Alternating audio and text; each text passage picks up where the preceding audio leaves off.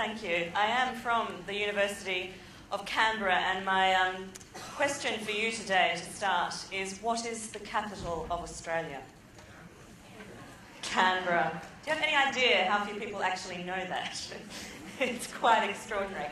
I am, as was alluded to, in the process of writing a PhD called The Twitterisation of Journalism. And many people think this is a bit of a jibe at journalists. Am I implying that they are in fact twits? Well, some of you in the room may suggest that this is in fact true, but rather than suggesting that journalists are twits as a result of this investigative process, what I am probing is the transformative impact of journalists' engagement with audiences via social media platforms. So I'm going to talk to you today about making journalism social. And I just want to pick up on something that was said earlier, which I essentially agree with, and that is the frustration with the insistence on creating and referencing social media experts in whatever shape or form they take. And the response to that from the speaker was that there are no social media experts, just social media marketers or digital marketers. Well, I'd like to take it a step beyond that. I'm actually often annoyed by marketing via the social web. I am firstly and foremostly a storyteller, and I think all of us are storytellers, and we should be thinking about sharing stories rather than pushing products and pushing ideas via social spaces. And to give you some context for my own storytelling tradition, I do hail from Australia, and I know Africa has an extraordinary tradition of storytelling. So too does Australia. Our Indigenous people, our Aboriginal peoples, have a concept called Dreamtime, which is all about sharing stories of their origins, the stories that directly connect them to the land, to their spirituality.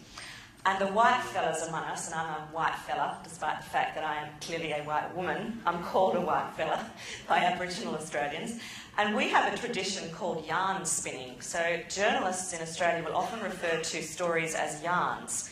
Now, of course, you know, yarns can be twisted and long, and I think that's the inference is that yarn spin is not necessarily truthful and authentic, but the yarn that I'm going to share with you today, I hope, will be both those things and also instructional. And I must point out and acknowledge, because I'm sure the Twitter feed will be admonishing me, that this is a very low-tech, very lame, very bland PowerPoint presentation, because I want you to focus not on the whiz-bangery, but about the ideas, because I think what's happening with journalism globally is really less about the technology and much more about the human interaction that we're seeing going on in these spaces. So, making journalism social, she says as she pushes the button. And what I want to say first of all is that the future of journalism is social and mobile. So what do I mean by journalism, first off? If we're all storytellers, what's the role of the journalist today? As we know, the web is bombarded, particularly with the acceleration effect of social media, by ideas, by stories, by content. People are creating content at an extraordinary pace: video, audio, text. And if everybody's doing it, what is the future of journalism? Is there a future for professional journalism? Well, I firmly believe that there is, and I think one of the roles that will be defined in this new space is a professional storyteller, professional content curator, where the skills of journalism, which involves synthesising, analysing, curating content and blending it with a sharp and engaging narrative, which is what you want from a journalist, that's what we'll see the sort of professional storytellers among those of us who participate in the social communities. That's what will mark them out. I mean by social not just social media platforms, but a truly interactive, collaborative, community-engaged, citizen-informed, open and human kind of journalism. And by mobile, clearly I mean transportable and instantaneous. So the future of journalism, I believe, and that's an idea that's being played out in real time, which is another one of those buzzwords you'll hear those of us who research and practice in social media refer to. In real time, professional journalism is being transformed in a very open and transparent way.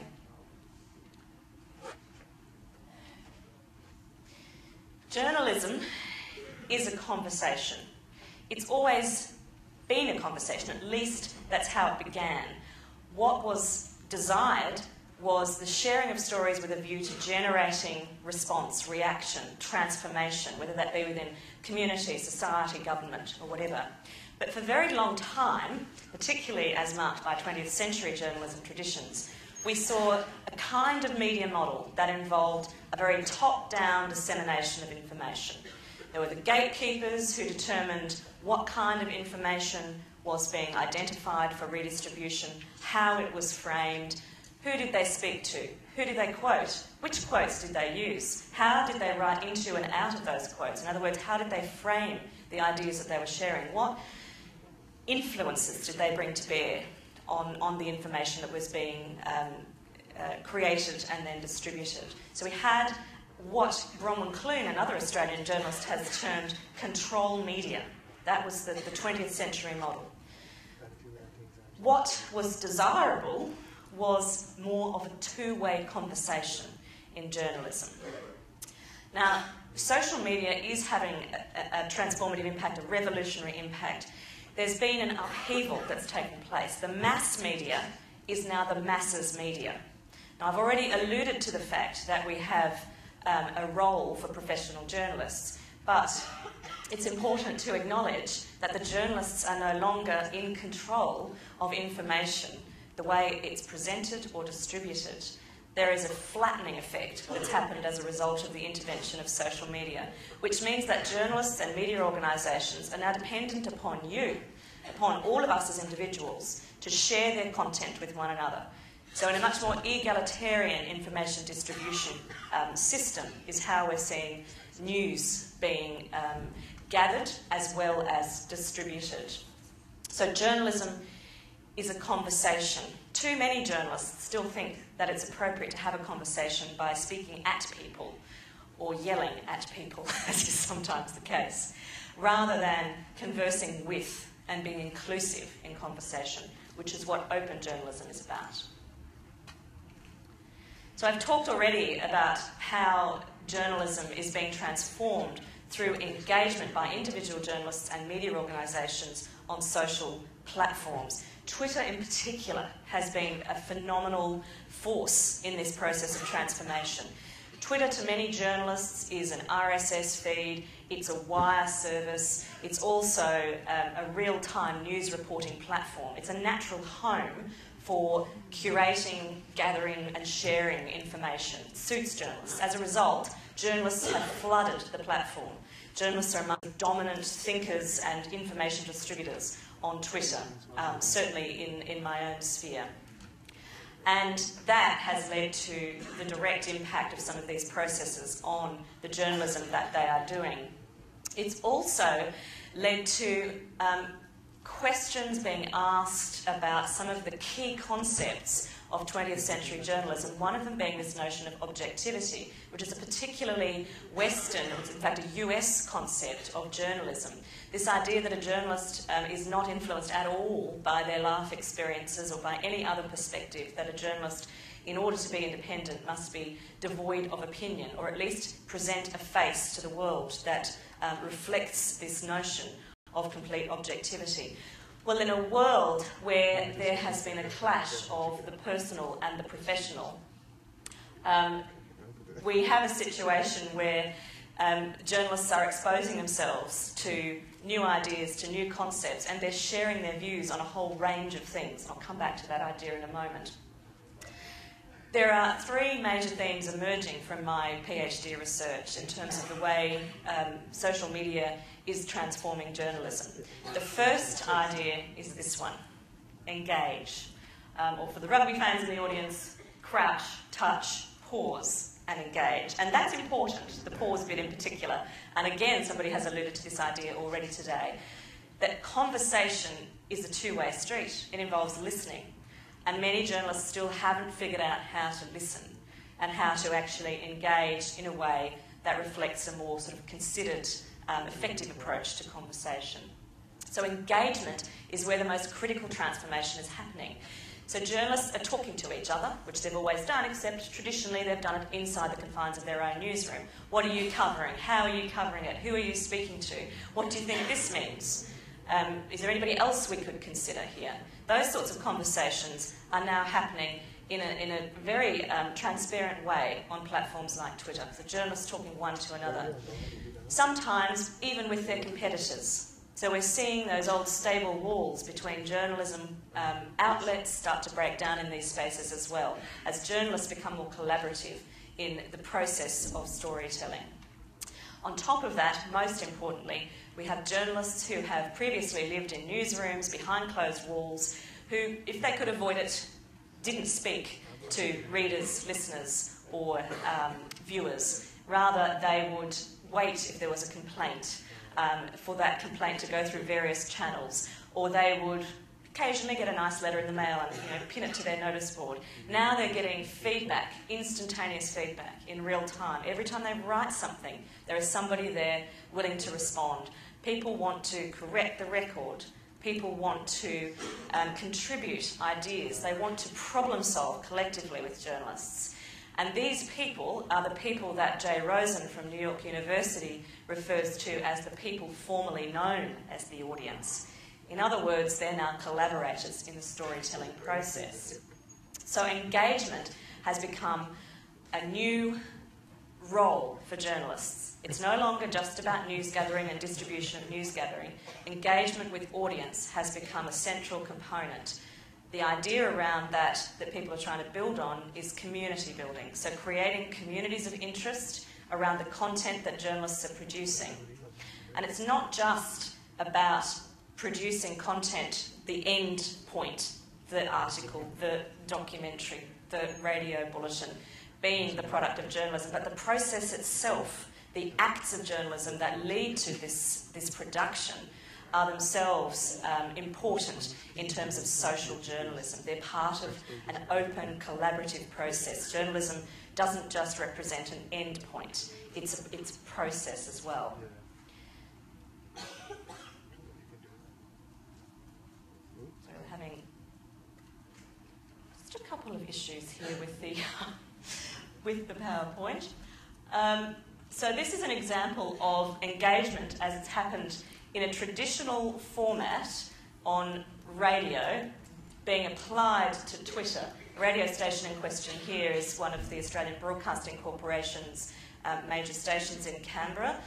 And there is a correlation between talk radio and what's happening via social media.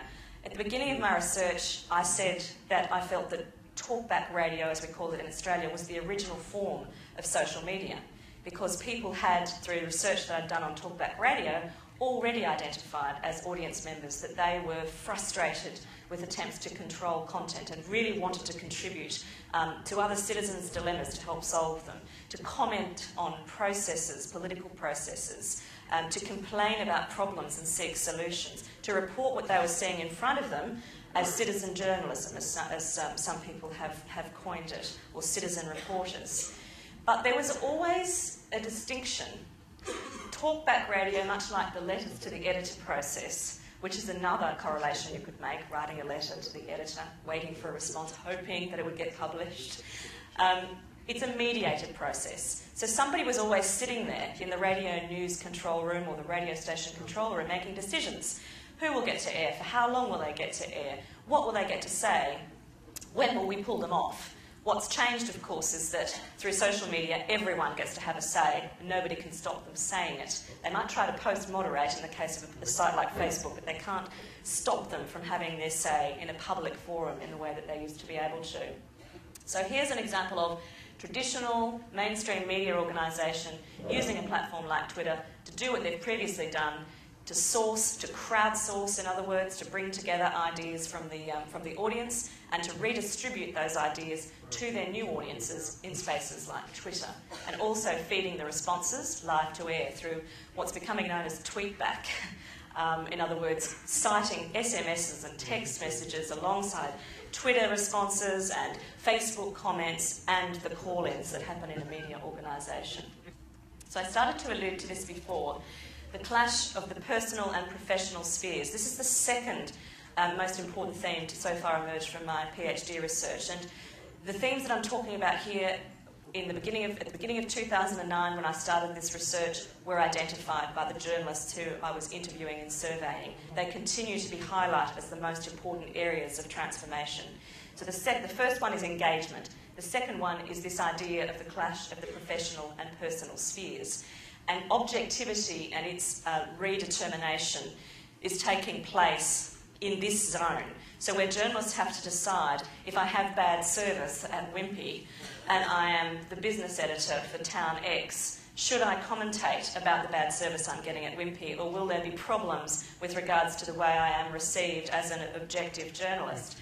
Well, as part of this transformation, to give you a very base example, as part of the transformation that's taking place, journalists are asking very, very big questions off the back of very small kind of experiences, often limited to 140 characters, those experiences.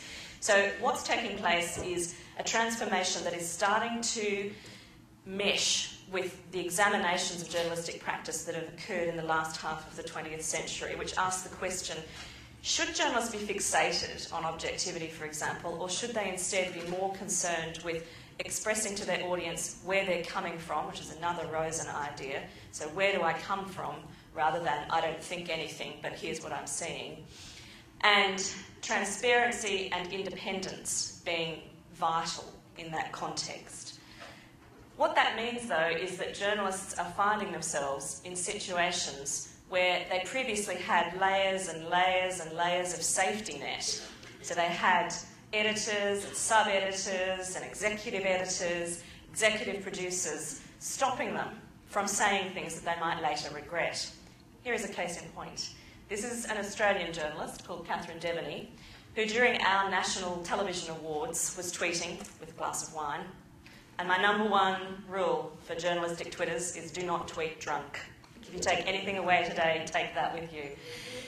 She unfortunately made a comment about Steve Irwin, Crocodile Man. I'm sure he's familiar to many of you, the guy who tames crocodiles, or did until he was stung and killed by a stingray in one of his adventures. Has a daughter called Bindi who has her own television show. She's aged 11 at this point. She goes to the television awards, dressed in taffeta, heavily made up, and Catherine, who is a noted feminist and satirist, presumably is thinking to herself, and I know this is what she said she was thinking, this is terrible, it's the sexualisation of a child, I'm going to make a jibe about it. Unfortunately, she didn't write #irony, #child sexualisation. She just wrote, I do so hope Bindi Irwin gets laid. There was, as you can imagine, a massive outcry. Catherine Devaney is no longer a columnist with Australia's The Age newspaper based in Melbourne. So journalists are getting burned as a result of this clash of the personal and the private. This is an example, but only one of many that I've seen around the world. So journalists are finding themselves now under the spotlight in a way that they previously only felt their role was to hold the torch. So now they're finding themselves exposed through exposing themselves, their opinions, their life experiences, and also the processes of their journalism. So everything they say and do is being scrutinised by the public. This is quite confronting to a class of people who previously felt that they had control and that they could resist this kind of external pressure. And there are very important safeguards in place. There need to be with regards to media freedom and journalistic independence. But journalists have had to learn through social media that they are also subject to critique, and that critique comes live to their door in real time. So again, don't tweet drunk, think about what you say before you say it, and publishing is extending to social networks. Okay, the next idea, crowdsourcing is the new black, which is a saying that we use in Australia with regard to fashion, and it certainly is fashion, but it's also a very essential component of traditional journalistic practice now. This idea that you put ideas out to your audience and you wait for their responses, and you therefore inform your journalism and your audience by collectivising the responses to a question that you asked. So I could crowdsource your desires for lunch and find that you actually all wanted to eat hamburgers, and we could see how we go trying to change the menu. At this point, I don't know how effective that's going to be. That's a very lightweight example of what can happen. Some of the more fundamental changes that have occurred have been evidenced in the coverage of the Arab Spring and the revolutions that have been taking place in the Middle East and in North Africa. In that context, we've seen journalists like Andy Carvin from National Public Radio in the US literally crowdsourcing verification. So verification was previously an idea that was quite sacrosanct in journalism, and it should always be, I think. The idea that you put information into the public sphere that is inaccurate is highly problematic and antithetical to a professional code of journalistic behaviour. What crowdsourcing verification enables, though, is a more open process, a more transparent process. It turns the very process of news gathering into an act of journalism itself. What's happening with the crowdsourcing of verification or open verification is that journalists are identifying trusted sources, and they're putting out to those trusted sources in their network an idea that they're seeking confirmation of, and then they're redistributing that confirmation to their audience. So what they're effectively doing is getting a whole bunch of citizen reporters to collaborate on the information as it becomes available or confirmed. There is extreme risk and danger associated with that, because if you redistribute incorrect information, even if you ultimately share the conclusion, which is an accurate conclusion, if at stage 5 of a 10-step verification process the information was wrong, then essentially what you've done is distributed an inaccuracy, and if it's something to do with war, conflict and trauma, that the impacts of such a move can be extreme. If you've done that, there's no way back. With social media, ideas go viral, whether or not they're accurate. So the role of a journalist has to be surely to take a step back and to ultimately be more cautious, more concerned with distributing information in real time as much as possible, but accurate as well is the idea. Just going to show you an example here, take a step back from verification to crowdsourcing generally. This is Nick Kristof, a 2-time Pulitzer Prize-winning journalist from the New York Times. He has 1 million followers on Twitter, and at the point that I did this screen grab, he had 260,000 likes on his Facebook page. He is one of the New York Times ambassadors, as journalists go, but also one of their social media ambassadors. And what he has done is to use his Facebook page and his Twitter feed not only to distribute his content, but also to ask his audience what they think of what he's doing. He wants them to inform his practice. Particularly here, the example involves informing practice around his use of social media as a journalist. And it's an effective use. He says here, "I'm a print dinosaur groping to evolve to survive, and your suggestions for what I should do better are most welcome."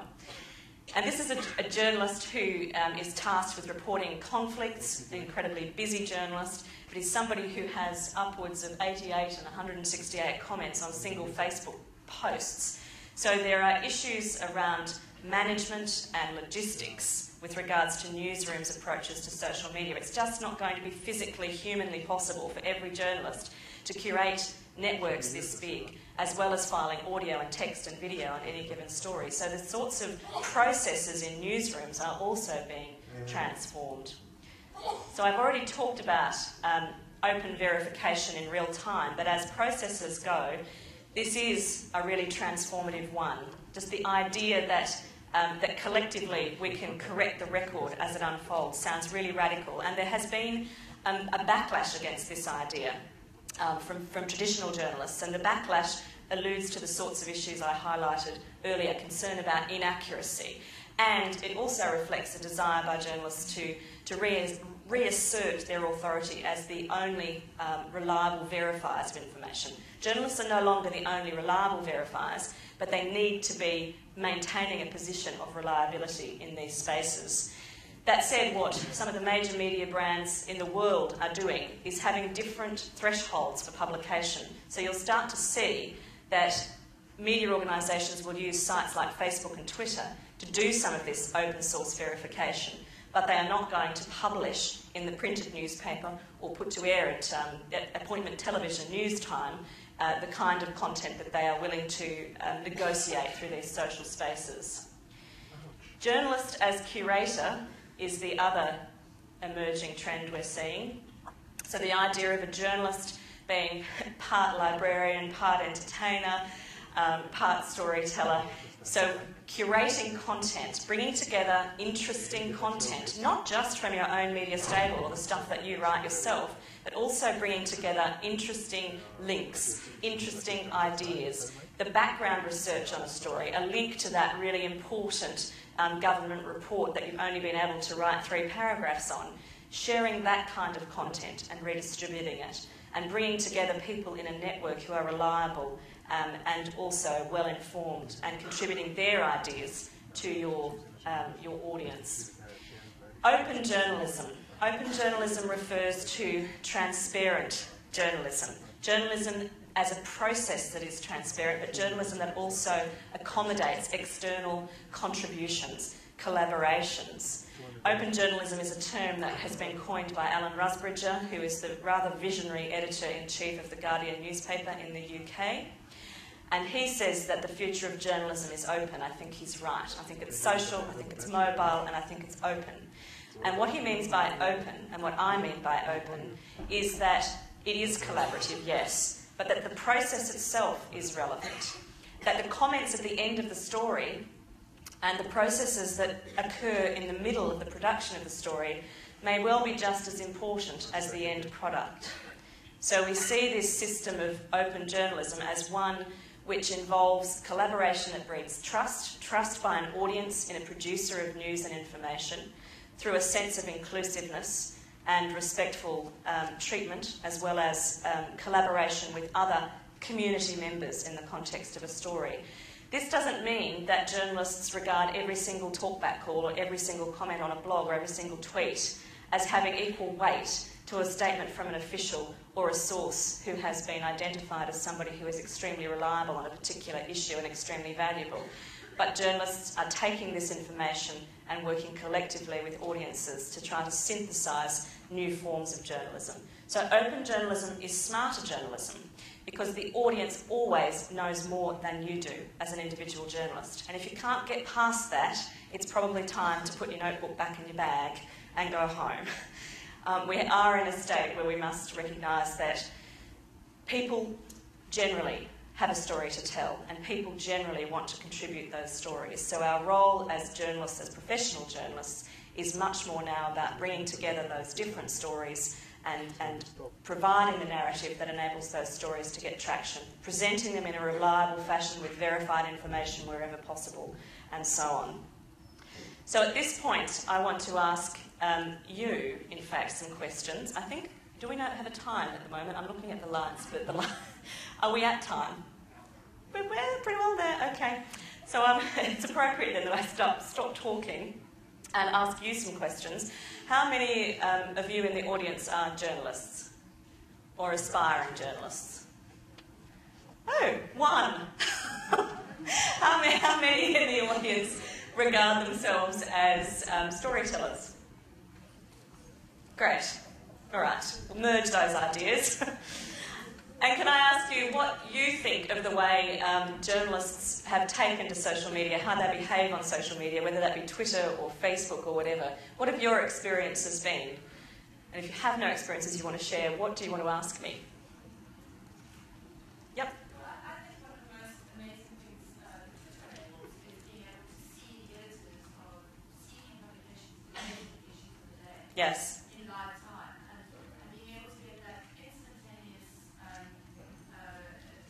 tapping into their opinion of what's really happening. And often it's an unedited, uncurated opinion of the day. I think that's incredibly powerful for journalism, and we want to access thinking around what's happening in the world.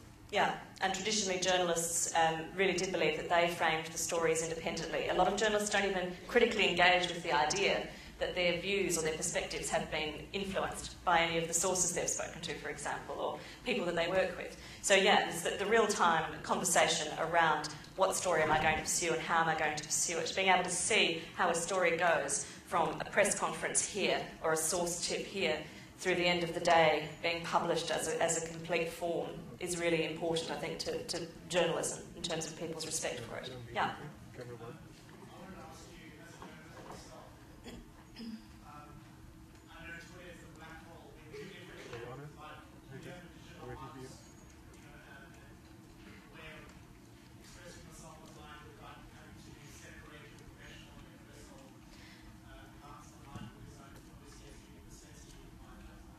Yeah. It's written, no, I think the lines are completely blurred and will be permanently blurred, but with that said, I try to, in my own life, reserve Facebook for those absolute moments where I feel that I must say something semi-publicly that I won't publish to Twitter. So my Twitter's perfectly open, my Facebook is as locked down as it can possibly be, although if the bastards keep changing the security measures every 5 seconds, I don't know how I'm going to actually keep up with that. But I see, a lot of my journalist friends, very senior journalists, international journalists whose work takes them into the most extraordinary situations, who witness the most awful trauma on a daily basis, who will use Facebook to share their experiences and to seek comfort from their colleagues in quite a public way. It's no longer, the pub where the debriefing takes place. It's often on Facebook for journalists where the debriefing takes place in a much more private way than what we see on Twitter, for example. But I do believe, as a result of, I've shown you one example there, that this bleed between the professional and the public and the personal and the private is probably permanent. You can try to, create breaks, but if you remove the humanity from your Twitter feed, which is what's appealing to so many people, if you actually sort of buckle yourself down so that all you are really is a news service, you lose the personality, and as a result of losing the personality, you lose the connection, and the connection is vital for giving people the confidence and the desire to interact with you, which is important and fundamental, in fact, to maintaining an ongoing conversation around journalism and around the content you're producing. Yeah.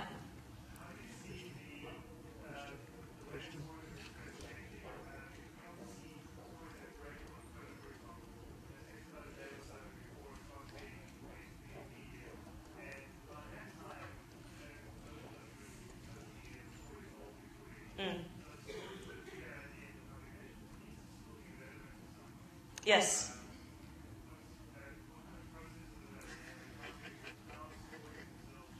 Yeah.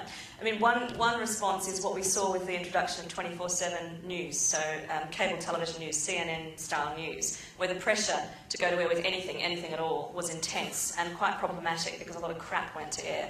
So what we're seeing with social media is that the deadline is now. The deadline is everywhere. The story is constantly transforming. One of the benefits is that journalists are being forced to be more resourceful in terms of the way they storytell, and hopefully more diverse in terms of the kinds of contacts they develop and the kinds of people that they pursue, the kinds of perspectives that they're trying to reflect. So they have to be more entrepreneurial, which hopefully will lead to more original journalism, which is a good thing. More investigative journalism would be a desirable outcome to really distinguish between the daily bread and butter of news, breaking news, and at one end, and at the other end, deep, contextualised, reflective, investigative journalism, which is so fundamental to our civil society. But the problem that we confront is that all of this important and fundamental network building and direct engagement with audiences is time-consuming, and newsrooms, in their struggle to adapt and struggle to accommodate these realities, are not necessarily moving quickly enough to either embed principles, procedures and guidelines on the one hand, or logistical management approaches on the other, which might mean redesigning the way the news flows and doing what the BBC does, which has a user-generated content hub right in the centre of the newsroom, where people are assigned to try to gather this information and to distill it. So those are the sorts of things that are happening in real time, kind of haphazardly, and often based around events and realities unfolding rather than with any clear strategy in some cases. Yeah.